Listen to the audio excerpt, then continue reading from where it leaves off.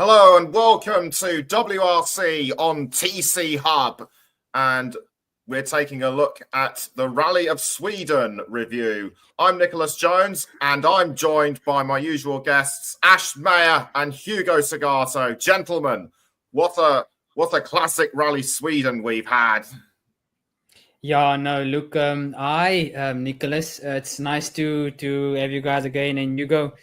Look, it was a epic Rally Sweden, and off the back of the drama that Monte Carlo was, Rally Sweden had it all: thick snow, tire issues, crashes. I mean, what more could you ask for from Rally? This is the pinnacle of Rally. Well, I think we've just started the season for real. Monte Carlo was great. Now we're really into WRC. Just look at the top 5. 30 seconds approximately. It was 32.8 between Evans and Rovanpera. The top 5, 30 seconds. If we ignore Rovanpera, it's 17 seconds between Tanak and Evans. I think we're into it now. Yes, we certainly are. And Elvin Evans, he drove an absolutely phenomenal rally, dominating the entire event. And get this: not only did he win the rally, he won the power stage, and he also got the maximum points on Super Sunday, 35 points in total. The first clean sweep of the season. And I was just wondering, how did he do it? Look, if we look at the back of Monte Carlo and the package that Toyota have brought to this season, he's found it much more easy to find the balance of the car. Monte Carlo, he basically built himself a base. He had a pretty solid Monte Carlo right through, and then coming into to Sweden, he already had the confidence to push. And you could see right through Rally Sweden from stage 1, he was on the button, he was pushing. And then we go back to the tire issues where he was asked why was he only running one extra spare. I mean, that could already show you, look at that, he knows where to push the car, and he knows where the limits are with the car. I think more than Evans, it was really a Toyota display this weekend. Sure, Evans, great rally. He was very close on I think the first stage of Sunday was SS16, I guess, where Katsuda went into the lead for just a stage. And just look at the finish. 3.8 seconds between the two Toyotas. And when you look at the results with the stage times, I think Hyundai got like 4, 3 maybe stage wins. They've nailed it. And as of last season, where Hyundai was not right there, but Toyota once again. What else can you expect from them apart from the best? Yes, absolutely. And Evans challenged hard by Takamoto Katsuta. The times between them throughout the rally was so close. I mean, as Hugo mentioned, leading at one point, and you've actually got to give credit to Katsuta, because we practically wrote him off at the start of the season. Now he's proving us wrong, so he could well be a surprise winner of a rally at some point this season. Look, no, I wrote off Katsuta. I did not expect the result. I mean, even in Monte Carlo, I was like sitting on the fence, like, yeah, what is he gonna do with the package that Toyota brought? Like last year, he wasn't there, but I mean, he came out this year, that Rally Sweden, and just threw it at the wall, and he was up there with Elvin Evans. I mean, look, credit to Elvin Evans. He pushed from the get-go, and he was on the money. But I have to give it for Katsuta to do a complete turnaround. Look at his early days. But if this is what we're going to see going into Rally Safari, oh my word, it's going to be one up and down season. I can't say who's going to be a outright winner for Rally Safari also.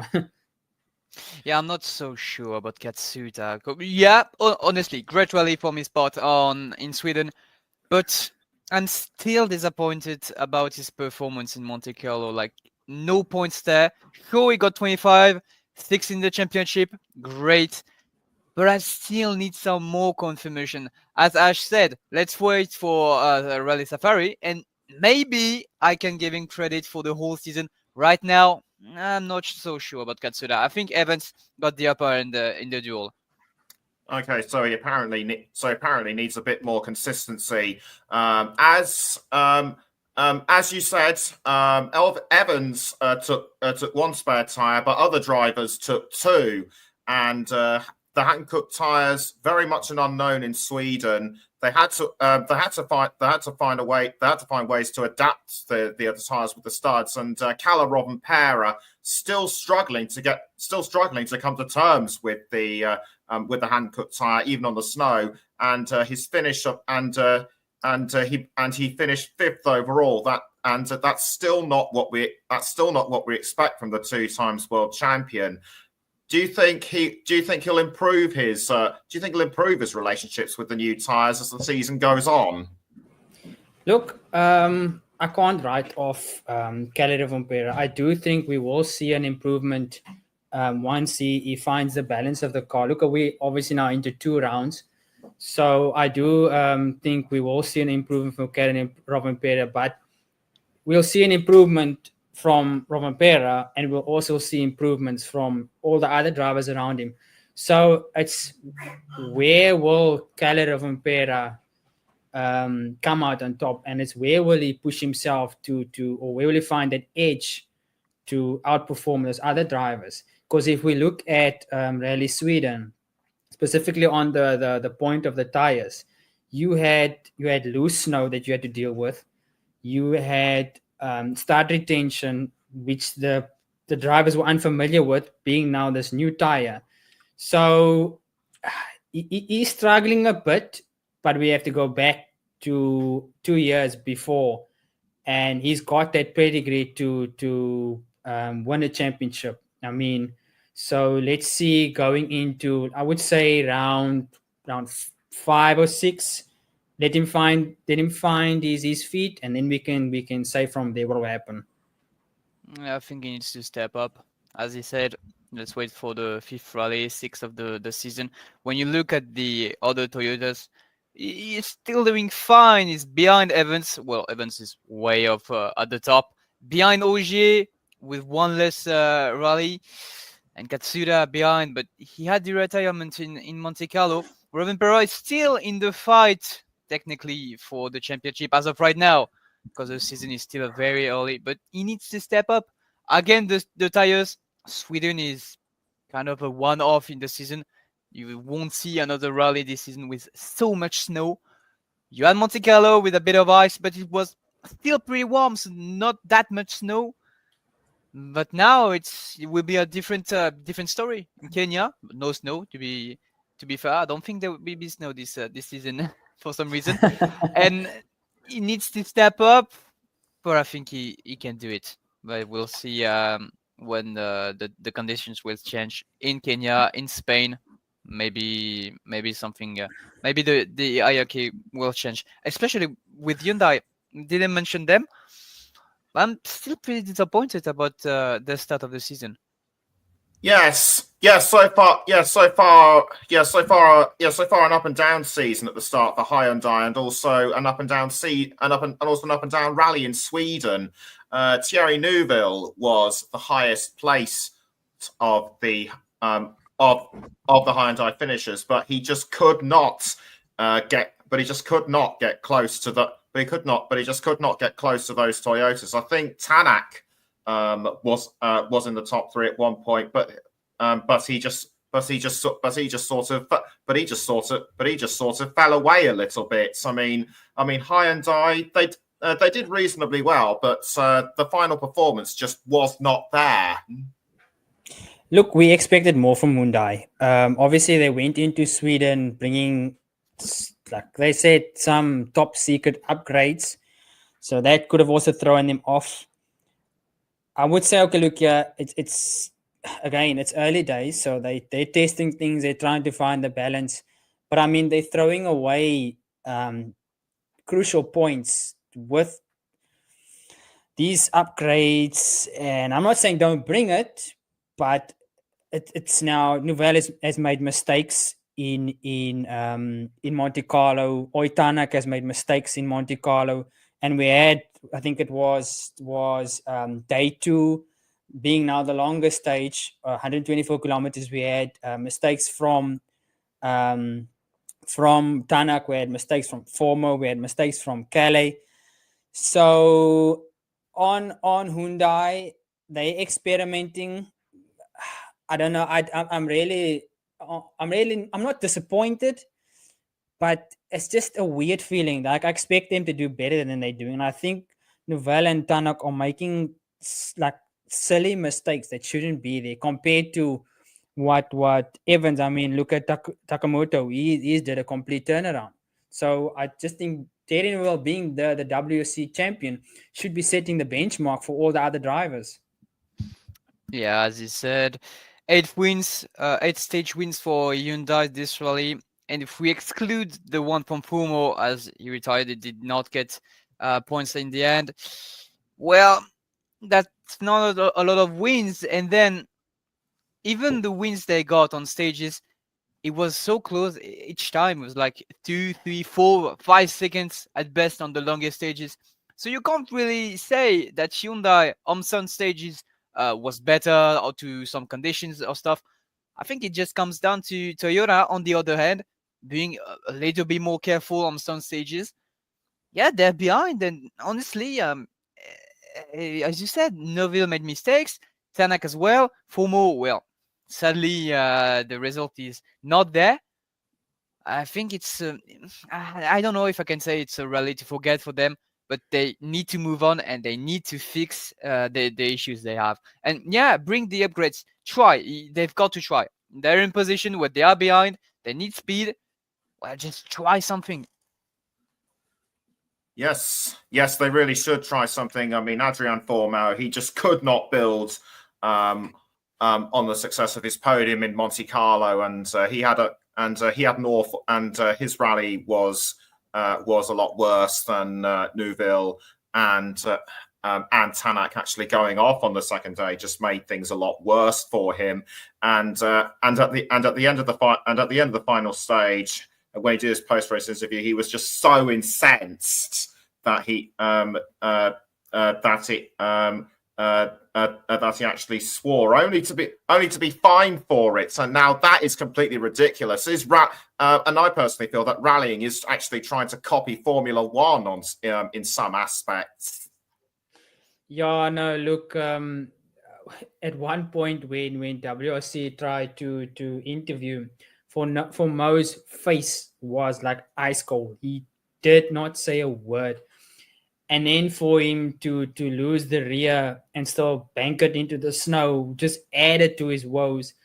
And then you still come with a fine on top of it, which I find ridiculous because he didn't outright call the FIA. He didn't swear at specific people. He was just swearing at the actual situation that was going on around him.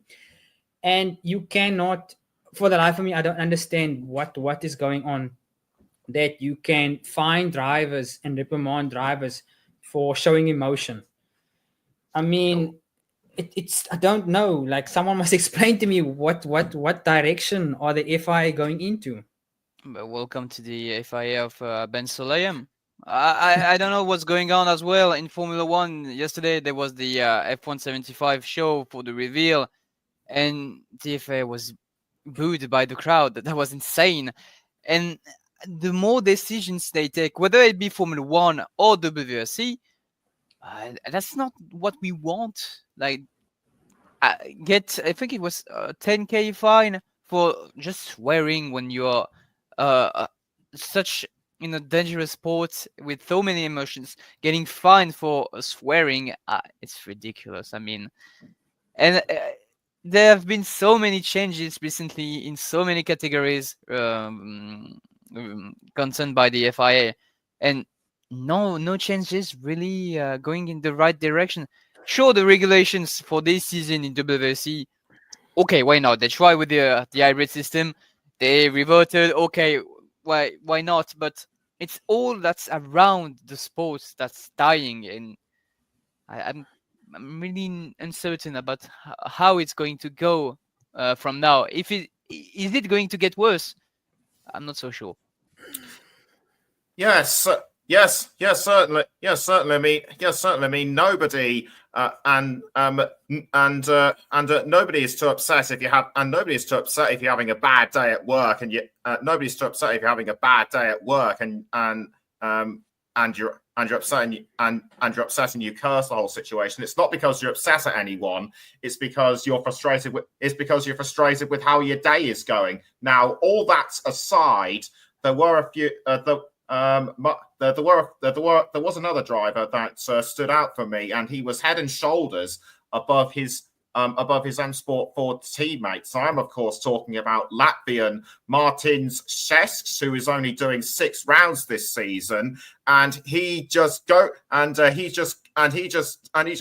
so well in Sweden and finishes ahead of the regular factory drivers. Yeah, no, look, I'm loving what Martin Šesku is doing. I mean, there's a major improvement in that Puma rally. Ford, I mean, to be above the likes of Munster and Solberg. Look, it only be obviously not only doing now 6 for the season. It'll be a major boost for him, and then we'll hopefully see him with a full season next year. But I mean, I'm looking forward to seeing what he can deliver going into the next few rounds.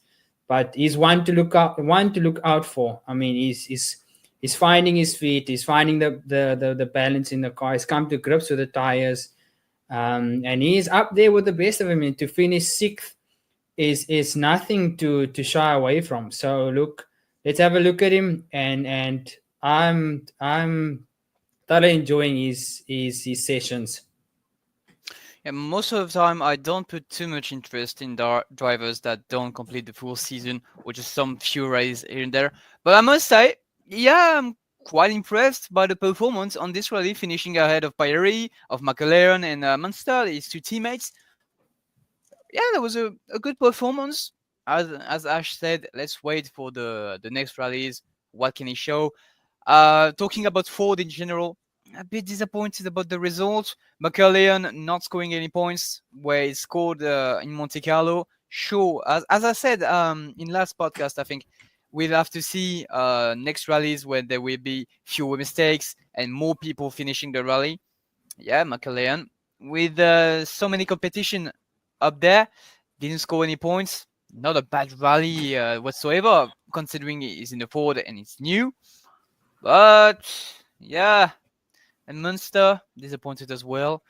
Expecting a bit more after his retirement in Monte Carlo. I was expecting him to bounce back, but he finished behind his teammates. That's not quite a bounce, if I may say so. So definite room for improvements for M Sport Ford. And the first points on the board for Sami Payari,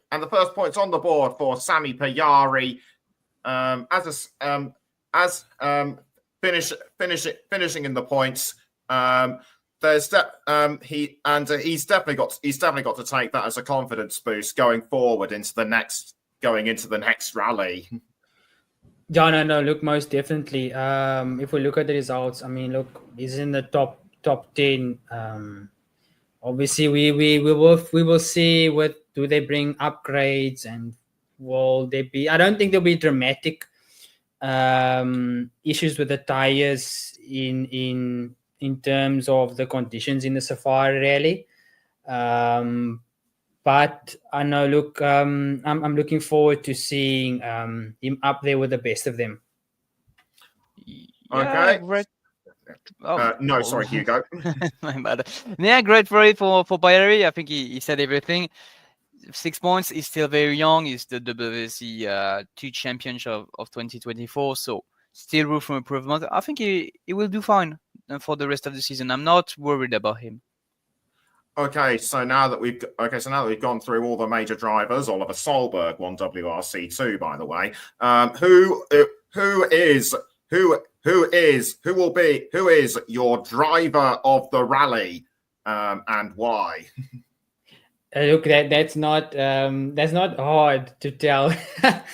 Look, I have to give it to Evans. I mean, who else? There's no one that apart from Takamoto, but I have to give it Evans. He's equaled Richard Burns, his fellow compatriot, for his 10th win. So good point. That is a major result for Evans, and I think it will make him proud to stand up there with the likes of Richard Bound, a legend in rally. And throughout Rally Sweden, he's just found the balance of the car far quicker compared to the other drivers, and he just set the pace, stage after stage after stage after stage.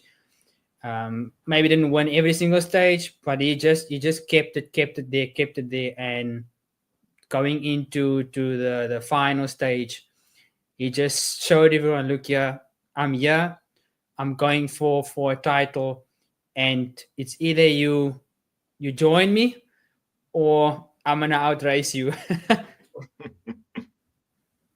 Well, there's nothing much to say from what he said. Either Evans or Katsuda, I would say at first. But when you look just at the pure performance, Evans was on top. Clean sweep, 35 points. That's 28 points ahead in the championship. If you exclude Ogier, that's not going to be participating in all rallies. That's 30 points ahead of Rovanperä. Not quite a full WRC ahead, but still it's pretty impressive at only the second rally to have so many points ahead. And just the pure. Yes, indeed. So now we turn our attention to the standings in the Drivers' Championship. Elfyn Evans, a clear lead over Sebastian Ogier. Kalle Rovanperä, one more rally than Ogier, just 2 points behind, and the top 5 completed by the Hyundais of Neuville and Tanak. So with a massive lead for Elfyn Evans, I'd have to say he is by far. I have to say now he is a major title contender. I wasn't too sure about him at the beginning, but after the performances he's done in Monte Carlo and Sweden, I think he could well win this championship. Most definitely. Look, remember on the group, I had my money on Evans, just purely based on him finding his feet in Monte Carlo and not making silly errors and just being up there, and coming into Rally Sweden, he's really set the marker for all the drivers around him, and it's going to be now for them to step up. And it's early days. It's really early days. And if I was sitting in a casino, I don't know, would I lose my money or would I win my money? I mean, look, betting on Evans now, I think I'd win $1 million. Yeah, that's a bit too early. If the season was 5 rallies long, why not? Okay, 30 points ahead of Rovanperä with 3 rallies to spare. Okay, there's so much more in the season. We're only at the second rally, and 30 points is quite a lot. It's nearly a full clean sweep, but it's not that much. Let's say we arrive in Kenya, second, third stage, he crashes and he's out. I could completely change everything. That's very early, but if he keeps the speed, the efficiency he has, the performance, the management of the tires he has shown, yeah, sure, it can be. But then again, Monte Carlo, Sweden, icy stages, a lot of snow. Now we're going into Kenya, we're going to Spain, to Portugal, to Italy, to Greece. It's going to be so much different, so many more different conditions to deal with. Then again, I stand my position. I'll wait until Italy to really say who can win or who cannot. still a long way from that. And in the Manufacturers' Championship, Toyota are well ahead of Hyundai. M Sports still improving. They've managed to score just a few more points. And Toyota WRT2, courtesy of Sami Pajari, have their first points on the board. So in terms of the Manufacturers' Championship, Toyota are taking this away at a canter, but there is still a long way to go, and Hyundai could well claw back. Well, look, it looks like in the off-season, Toyota did their homework to put in those long hours to get to grips with the new regulations, to get to grips with the tires. We could see that last year with them winning the Manufacturers. They basically said, okay, look, what's our plan going into next year? Let's work on having a solid car, and you can see it. The drivers have much more confidence in pushing the cars in the tricky conditions, like we saw in Monte Carlo, like we see in Sweden. Apart from Rovanperä having a little bit of niggles here and there, but for the likes of Takamoto to do a complete U-turn compared to last season is a major boost, and I have to give credit to Toyota to give them a complete package and the confidence to go out and push the car to its limits, because it's one that it's the driver, but it's also that you need that car underneath you to work with you going into the season. Funnily enough, when you look at the standings, both Toyota and Hyundai scored the exact same total of points as in Monte Carlo. When you look at it, 60 points for Toyota and 26. No, not 26. No, I don't know how to count, but Hyundai doubled his tally as well. But yeah, the gap is growing. But the Drivers' Championship is hard to predict, and the manufacturers is even more tough to predict, as there are so many more points to get. There's so many more drivers. Then again, I don't know if I mentioned this. WRT2 for Toyota. I'm not a big fan of the concept. Sure, you can race more drivers, but I mean, for having a fourth manufacturer in the standings just to get like 11 points, not a big fan of the idea. But as of right now, I'm more confident in saying that Toyota is going to win as of right now than with the drivers. I mean, look at the past seasons, look at the performance right now. I mean, Toyota is well ahead, and I think it's going to stick that way. So from one extreme to another, we swap the snow of Sweden for the heat and intense dust of the Safari Rally in Kenya, and that will be between the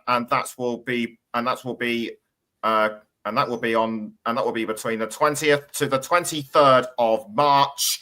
So another brand new test for the Hankook tyres that work well.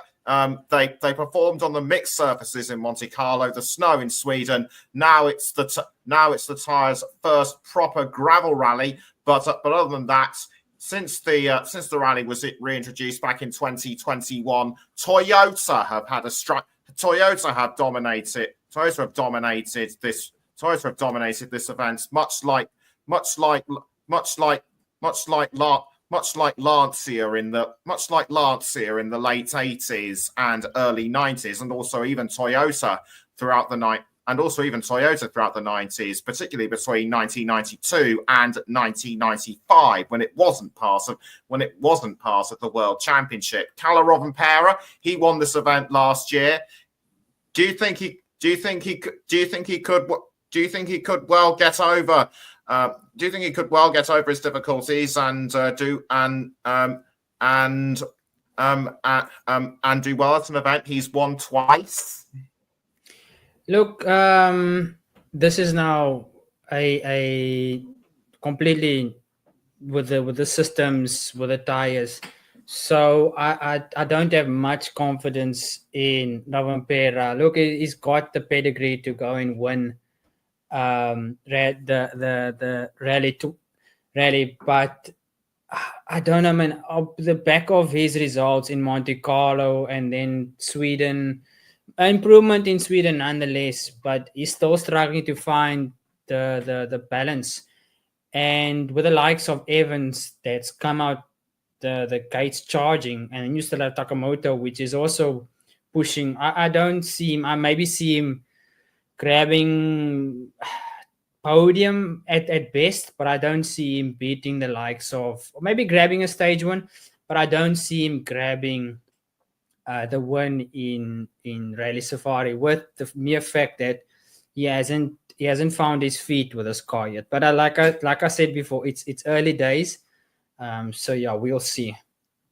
Yeah, more And speaking of experience, and also speaking of experience, Toyota will have a new team principal in Kenya as Yarimasi Latvala steps aside to focus on the European Historic Rally Championship. So taking his place will be 4 times world champion and 3 times Safari Rally winner Juha Kankkunen, as mentioned in the preview show. Toyo, he knows the brand really well. He won one of his 4 world titles.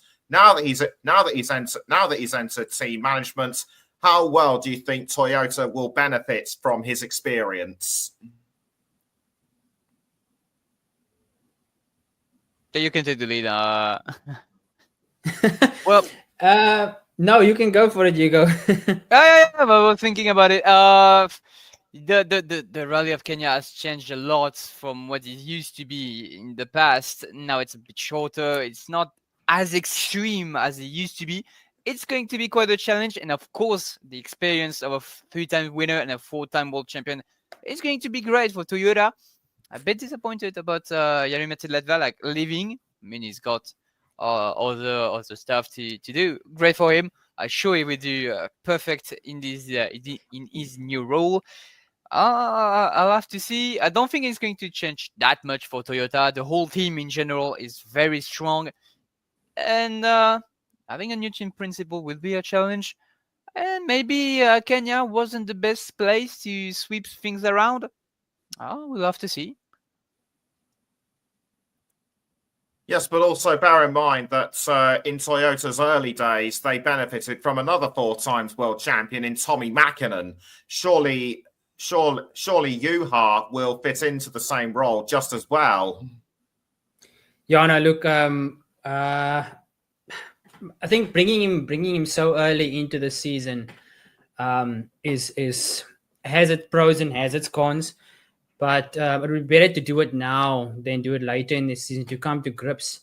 Look, Toyota have obviously have a solid package and they have a solid team, but rather bringing him early, I mean, sort out whatever issues they might have, and then you can obviously look at round 5 or 6. You can find your feet. It would be a big problem if he had to come later in the season and it would just dump him into a situation where, okay, where does he fit? Obviously, he's got the experience, but it will be, I think, a hit and a miss for him. Well, it just might be, but that's all we got time for. That's all we got time for our review of the Rally Sweden, and we will see you in a few weeks' time for our review of the Safari Rally in Kenya. So from Hugo, Ash, and myself, Nicholas Jones.